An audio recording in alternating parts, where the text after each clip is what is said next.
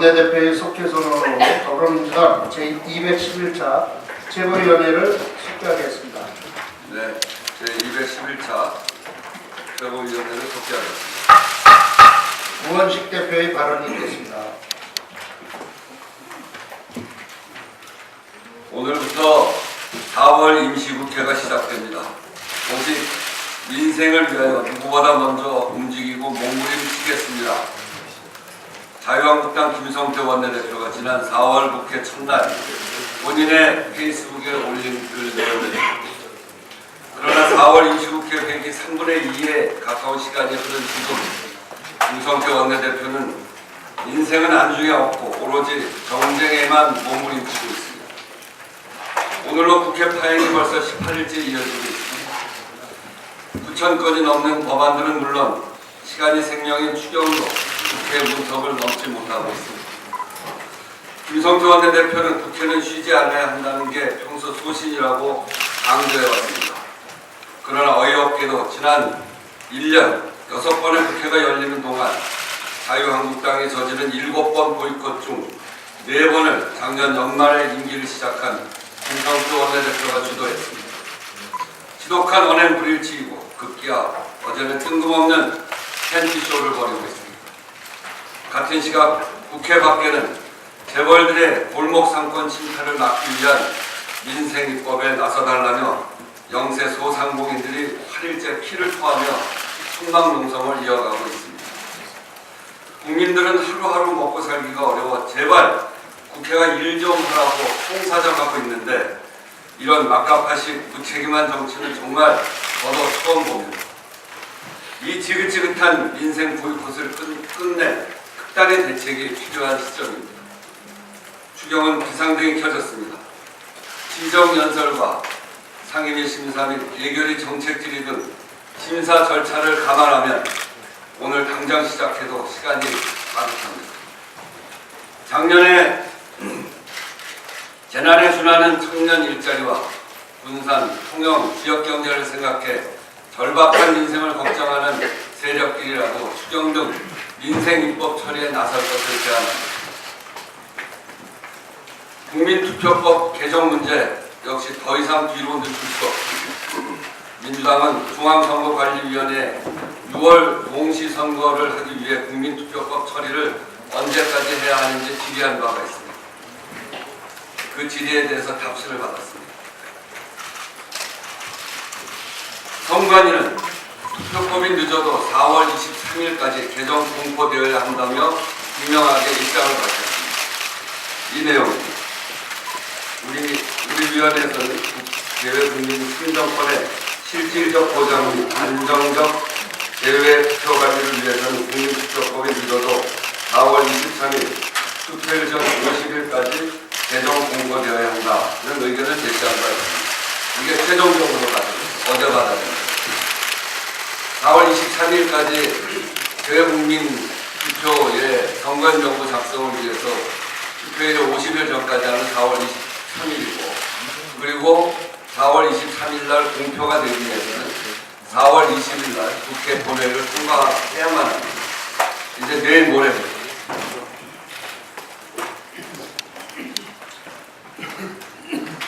국회에서 20일까지는 처리되어야 하기 때문에 오늘부터 3일 남았습니다.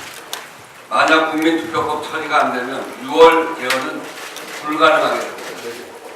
야당들이 개헌 의지가 있다면 이번 주 중으로 국민투표법 처리에 나서야 할 것입니다.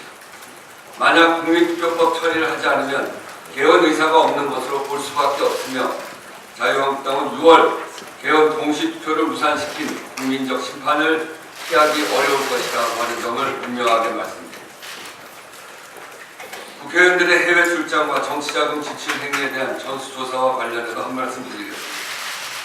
중앙선관위가 19대 국회 임기 말 후원금 집행 실태를 전수조사하기로 했고 정세균 의장도 해외 출장 전수조사 여부를 조만간 결정하겠다고 말씀하셨습니다.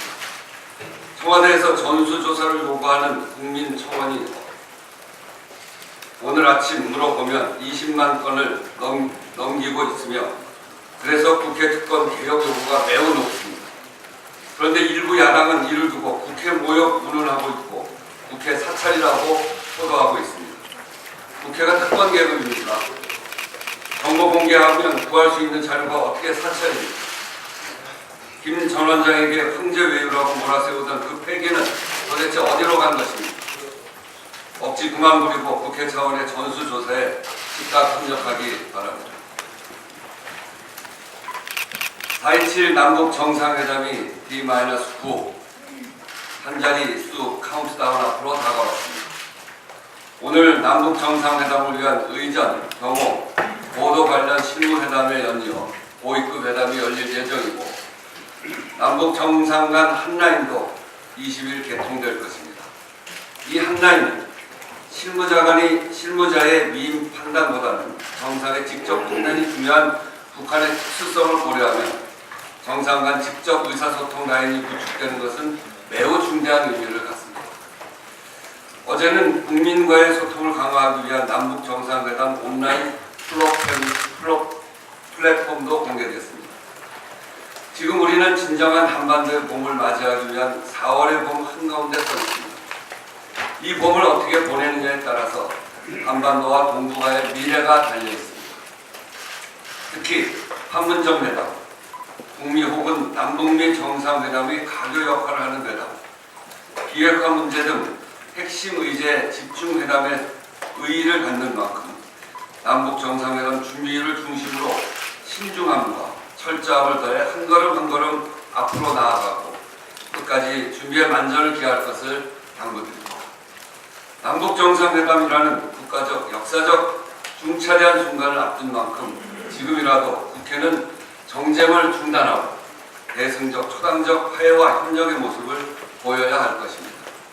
지난 2000년 김대중 정부의 6.15 남북 정상회담에 앞서 여야는 이를 지지하고